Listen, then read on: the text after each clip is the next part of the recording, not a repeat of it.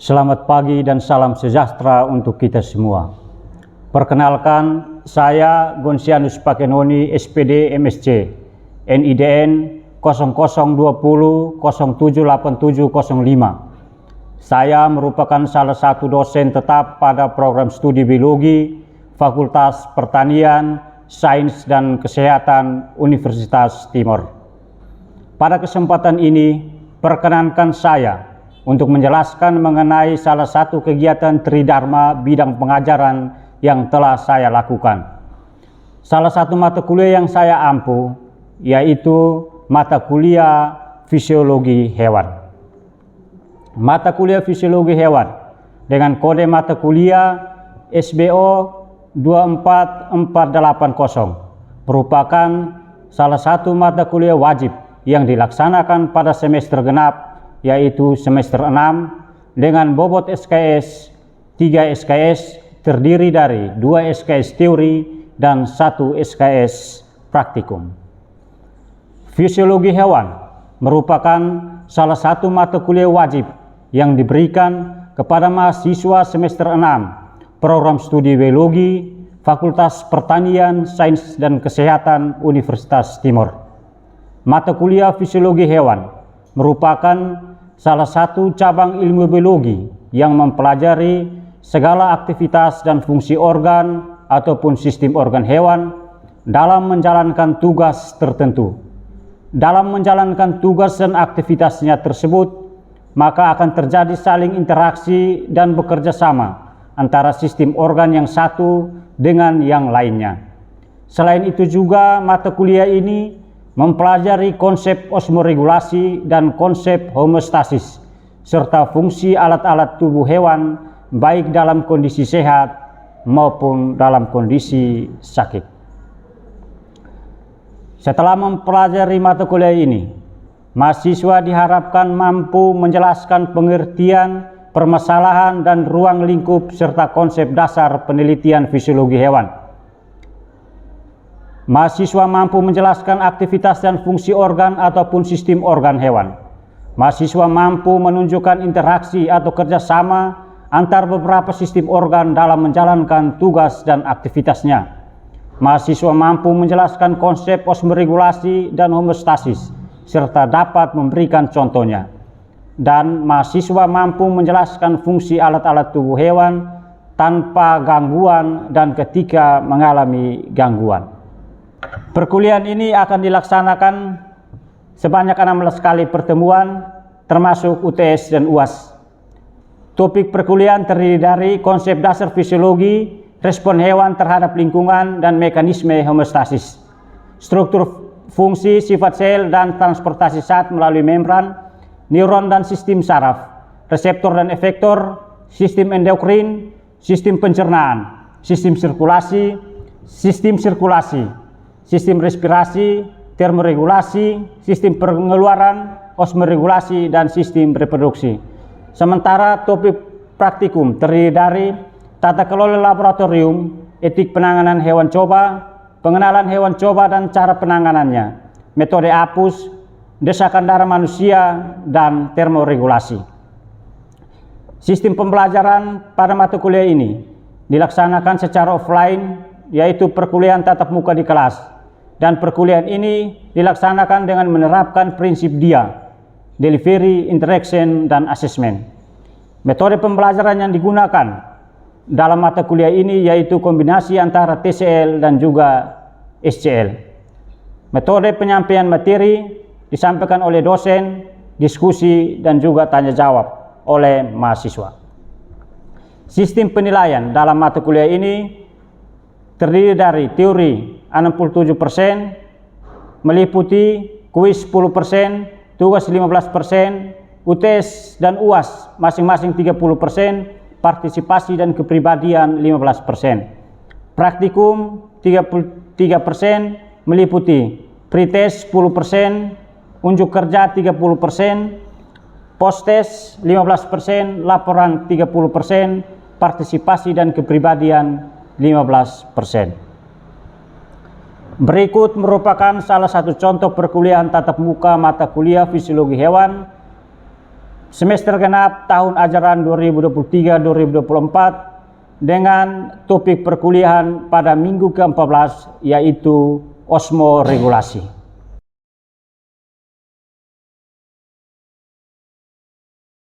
Oke, selamat siang untuk kita semua. Selamat siang, Pak. Jadi hari ini kita akan melanjutkan perkuliahan kita dengan topik perkuliahan yaitu osmoregulasi. Tapi sebelum kita lanjutkan materi ini, seharusnya kita memuji kebesaran Tuhan karena hari ini kita dapat dikumpulkan di tempat ini untuk memulai dengan perkuliahan kita. Untuk itu saya mengajak kita semua untuk berdoa menurut keyakinan kita masing-masing. Berdoa dimulai.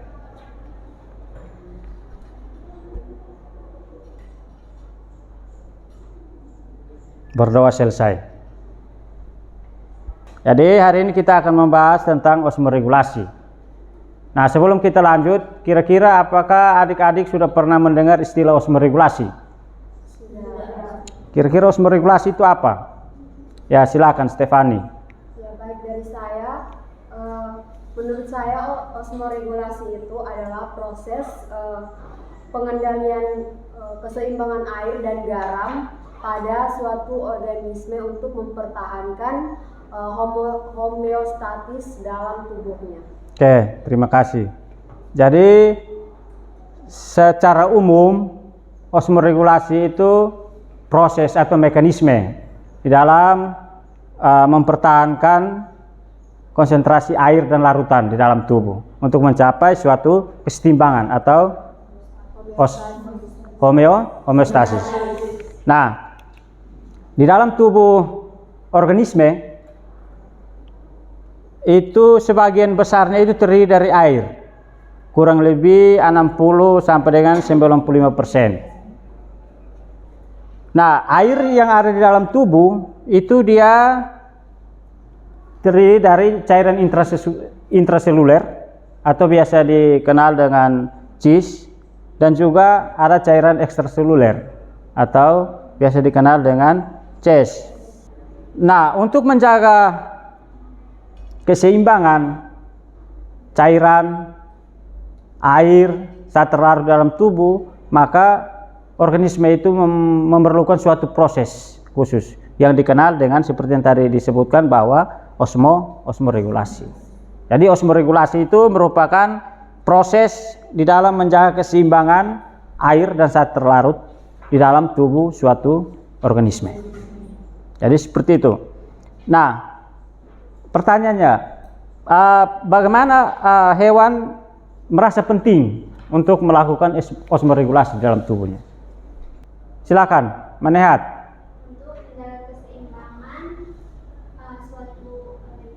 Untuk menjaga keseimbangan. Oke. Jadi proses inti dalam osmoregulasi itu osmosis. Jadi proses inti dalam osmoregulasi itu adalah proses osmosis. Nah, osmosis sendiri itu merupakan pergerakan air dari cairan yang mempunyai kandungan air lebih tinggi menuju ke cairan yang mempunyai kandungan yang lebih rendah. Nah, seperti gambar di samping itu menunjukkan proses osmosis dengan membran semipermeabel. Jadi pada gambar A itu keadaan awal. Jadi itu ada air murni dan juga ada larutan. Kemudian nanti air ini akan bergerak ke gambar yang kedua melewati yang membran semipermeabel. Jadi nanti ketika air murninya bergerak ke melewati membran semipermeabel, maka nanti larutan itu dia meningkat. Kemudian nanti harus ada suatu tekanan untuk menyeimbangkan antara air dan juga larutan. Nah, ini proses terjadinya osmosis di dalam tubuh suatu organisme. Nah, konsep tekanan osmotik itu dapat menimbulkan kebingungan. Sehingga konsep tekanan osmotik itu sering dikenal dengan istilah konsentrasi osmotik. Nah, jika suatu larutan memiliki konsentrasi osmotik lebih tinggi, maka tekanan osmotiknya juga lebih tinggi. Nah, larutan yang mempunyai konsentrasi isotonik lebih tinggi, osmotik lebih tinggi daripada larutan yang lainnya, itu disebut dengan larutan hiperosmotik. Sebaliknya, larutan yang memiliki konsentrasi osmotik lebih rendah daripada larutan yang lainnya, maka disebut dengan larutan hipoosmotik. Nah, selain itu, konsep tentang konsentrasi osmotik hendaknya tidak dikacaukan dengan konsep tonisitas larutan. Jadi istilah tonisitas itu dia mengacu kepada tangkapan suatu sel jika sel tersebut ditempatkan dalam larutan yang berbeda. Jadi istilah tonisitas itu dia berkaitan atau dia mengacu pada suatu sel di mana sel tersebut ditempatkan di dalam suatu larutan yang berbeda. Jadi ketika sel darah merah itu misalkan dia ditempatkan pada air atau aqueous, maka sel darah merah itu akan mengalami hemolisis. Karena apa? Karena air di dalam sel itu banyak, lebih banyak. Maka sel darah merah itu akan mengalami hemolisis. Itu ketika larutan itu dikatakan dia bersifat hipotonik. Nah, ketika larutan itu dia bersifat hipertonik, artinya bahwa air itu yang dia berada di luar daripada sel darah itu lebih banyak, maka dia akan mengalami krenasi. Sel darah merahnya akan mengalami krenasi. Nah, untuk mencapai suatu keseimbangan atau untuk mendapatkan larutan yang istilah tonisitas, maka air di dalam maupun di luar sel itu dia harus seimbang konsentrasinya. Konsentrasi air baik di dalam sel maupun di luar sel itu dia harus seimbang, sehingga nanti kita mendapatkan suatu keseimbangan. Maka ketika kita berbicara tentang tonisitas, dia tidak terlepas dari istilah hipotonik, isotonik, dan juga hipertonik. Nah, berdasarkan respon osmotisnya, hewan itu dapat dibagi ke dalam dua jenis hewan. Ada hewan yang sifatnya itu osmokonformer dan juga yang osmoregulator. Nah, hewan yang sifatnya itu osmokonformer artinya bahwa hewan itu mampu menyesuaikan dirinya dengan konsentrasi osmotis. Sementara osmoregulator itu merupakan hewan yang mampu mengatur konsentrasi osmotisnya. Nah, hewan yang sifatnya itu osmokonformer itu dibagi lagi ke dalam dua jenis, yaitu ada eurohalin dan stenohalin. Eurohalin itu dia dapat menyesuaikan diri dengan lingkungannya itu secara luas, tidak dibatasi. Tetapi kalau yang sifatnya stenohalin artinya dia hewan menyesuaikan diri dengan lingkungannya itu dibatasi.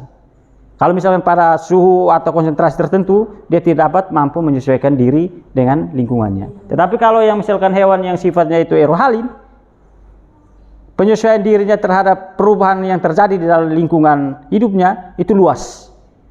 Hewan osmokonformer itu dia ditemukan pada hewan avertebrator laut, di mana konsentrasi pada hewan avertebrator laut itu konsentrasi cairan tubuhnya itu sama dengan air laut.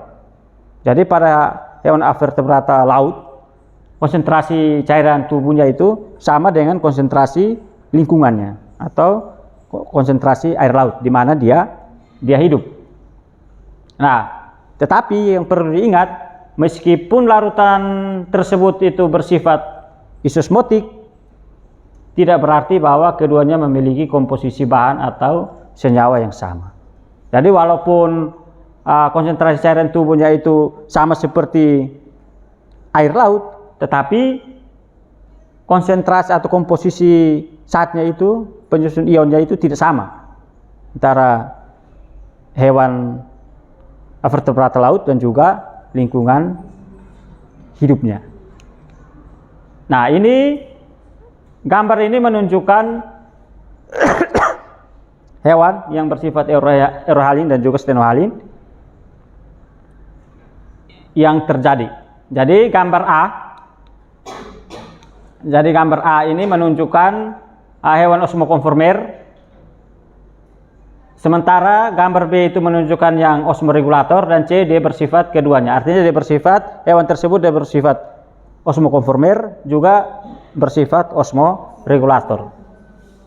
Artinya bahwa dia kisaran konsentrasinya itu dia luas, dia tidak dibatasi oleh perubahan-perubahan yang terjadi di tempat hidupnya. Itu yang perbedaan antara hewan osmokonformer dan juga hewan yang sifatnya itu regulator. Nah, kita yang berikut itu akan melihat tentang osmoregulasi hewan pada berbagai lingkungan. Yang pertama itu pada lingkungan laut. Jadi kebanyakan hewan invertebrata laut itu bersifat osmokonformer. Osmokonformer itu yang tadi Pak jelaskan, osmokonformer itu apa? Mampu menyesuaikan diri dengan lingkungannya. Jadi kebanyakan hewan invertebrata laut itu sifatnya itu osmokonformer. Ditandai dengan adanya kebanyakan konsentrasi osmotik cairan tubuhnya yang sama dengan habitat atau tempat hidup mereka. Akan tetapi bukan berarti bahwa hewan invertebrata laut itu berada dalam keseimbangan ionik.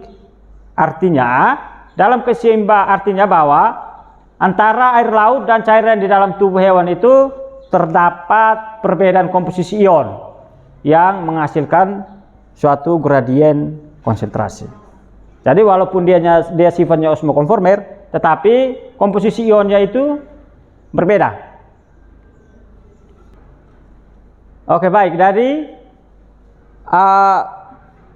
osmoregulasi pada hewan invertebrata dan juga hewan vertebrata laut itu dia tidak sama, dia berbeda. Jadi kalau misalkan pada hewan vertebrata laut itu proses osmoregulasinya itu dia dibagi ke dalam dua kelompok, yaitu ada konformer osmotik dan ionik, dan juga ada regulator osmotik dan juga ionik. Nah, pada hewan teleoste laut atau hewan yang bertulang belakang itu mempunyai cairan tubuh hipoosmotik terhadap air, mempunyai mekanisme adaptasi tertentu yang bermanfaat untuk menghindari kehilangan air di dalam tubuhnya. Jadi hewan-hewan yang teleoste atau yang memiliki tulang belakang itu biasanya cairan tubuhnya itu sifatnya itu hiposmotik terhadap air laut. Nah, ini gambar ini menunjukkan proses osmoregulasi pada ikan air laut. Jadi diawali dengan pengambilan air dan serta ion dalam makanan melalui mulut. Kemudian terjadi tekanan osmotik air melalui bagian insang, kemudian adanya pengeluaran ion-ion dan garam, ion-ion dan garam melalui insang, dan nanti hasil akhirnya itu terjadi pengeluaran ion-ion garam dan sedikit air dalam bentuk urin. Nah, ini mekanisme pengeluaran NaCl dari sel klorid pada insang ikan. Jadi NaCl di dalam insang ikan itu akan dikeluarkan melalui satu sel khusus yang dikenal dengan sel klorid. Jadi sel klorid itu suatu jenis sel yang dia bertugas di dalam mekanisme pengeluaran NaCl melalui insang ikan. Kemudian itu tadi misalkan pada hewan-hewan yang bertulang belakang. Kalau misalkan pada hewan yang hewan Elasmobranchi, itu dia memiliki masalah berupa pemasukan natrium yang terlalu banyak ke dalam tubuhnya melalui insang. Contohnya itu misalkan pada ikan hiu. Karena dia mengalami masalah berupa pemasukan natrium, maka untuk mengatasi masalah tersebut, maka Elasmobranchi menggunakan kelenjar khusus, dikenal dengan kelenjar rektal. Yang mana kelenjar rektal ini dia penting di dalam mengeluarkan kelebihan natrium secara aktif. Nah, ini tempat terjadinya masuk dan keluarnya air dan garam pada ikan hiu. Jadi pada ikan hiu itu proses masuknya air dan garam itu terjadi secara difusi. Apa itu difusi? Silakan. Ya.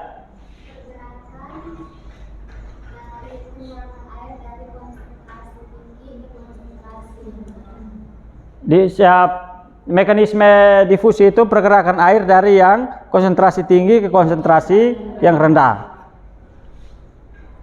Kemudian nanti pengeluarannya itu melalui kelenjar rektal. Jadi garam dan ion itu akan dikeluarkan melalui kelenjar rektal. Nah, itu tadi pada osmoregulasi pada lingkungan laut. Yang berikut itu pada lingkungan air tawar. Nah, pada lingkungan air tawar, cairan tubuh pada ikan air tawar itu bersifat hiperosmotik terhadap lingkungannya. Hal ini karena ikan air tawar itu terancam oleh dua hal utama. Yang pertama itu kehilangan garam dan juga pemasukan air yang berlebihan. Jadi pada ikan air tawar, air itu akan masuk ke dalam tubuh ikan air tawar secara difusi melalui permukaan tubuh semi permeabel.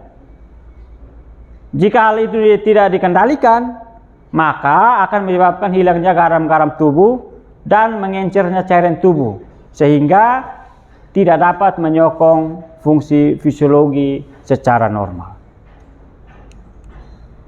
Nah, ini proses meregulasi pada ikan air tawar.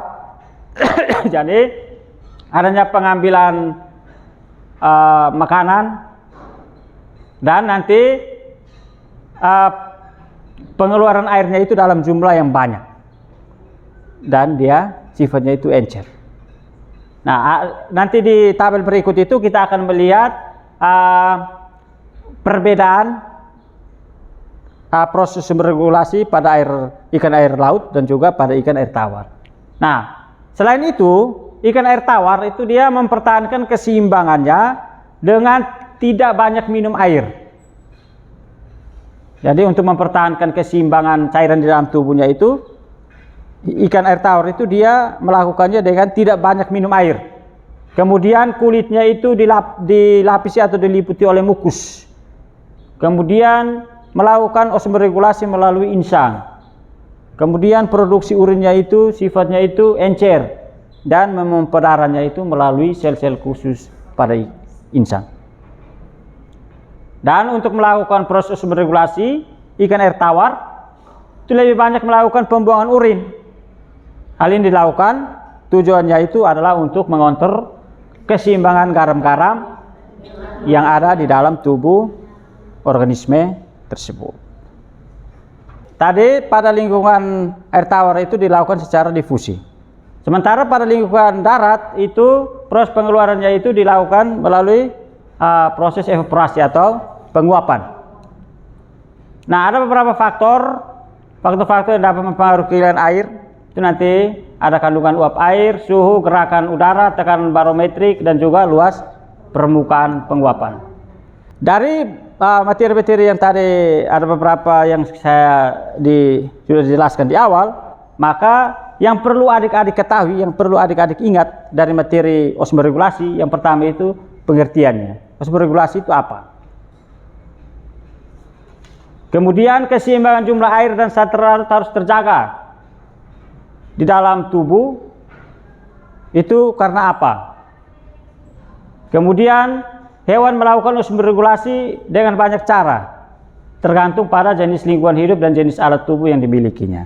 Dan yang terakhir itu, lingkungan hidup yang berbeda akan memberikan ancaman yang berbeda pula kepada tubuh hewan, dan tentu saja hewan akan merespon dengan caranya masing-masing.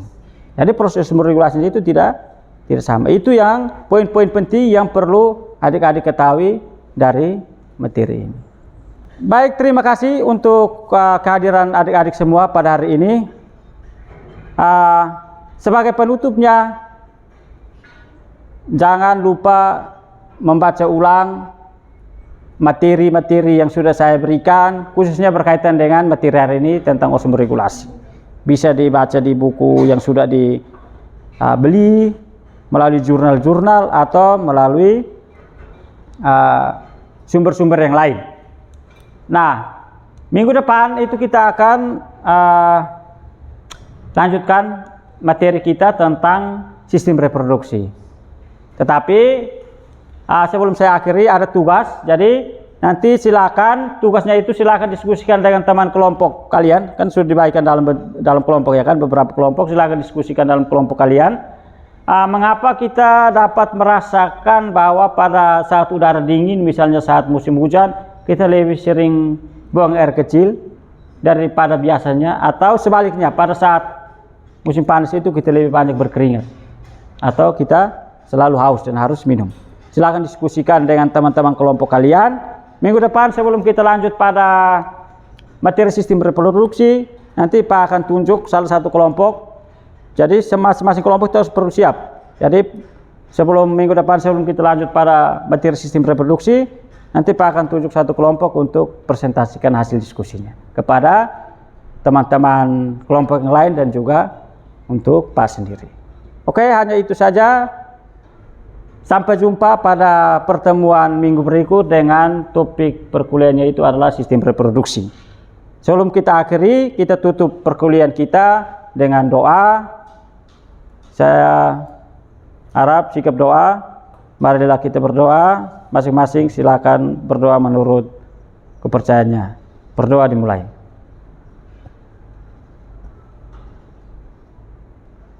Berdoa selesai.